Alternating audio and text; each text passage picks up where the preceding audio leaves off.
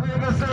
সেই যুদ্ধে নবীজি শাহাদাত বরণ করেছে, কারণ নবীজিকে এমন ভাবে তীরের আঘাত করা হয়েছে, পাথরের আঘাত করা হয়েছে। একটি তীর উনি দন্তান মোবারকের উপরে পড়ে দুইটি দাঁত সাথে সাথে শহীদ হয়ে গেল। যেরকম আল্লাহু আকবার। এবং রাসূল পাক সাল্লাল্লাহু আলাইহি সাল্লাম এই যে ছোট পাহাড়টা 50 জন সাহাবী ছিল, দেখছেন মানুষটা আছে ডান পাশের সামনে, আমরা সেখানে যাব। যেই সময় দেওয়া হবে সেই সময়ের মধ্যে তখন হযরত হামজা রাদিয়াল্লাহু তাআলা আনহু সহ যখন 70 জন সাহাবী প্রাণ দিয়েছে, সাথে সাথে খবর এসেছে নবীজি গর্তের মধ্যে পড়ে গেছে। কারণ এমন প্রচন্ড আঘাত যে দাঁত দুইটা দন্তান মোবারক শহীদ হয়ে গেছে।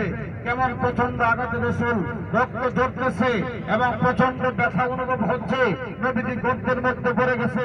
হযরত তালহা রাদিয়াল্লাহু আনহু দৌড়ে এসে নবীজিকে ধরে কাঁধে করে এই পাথরের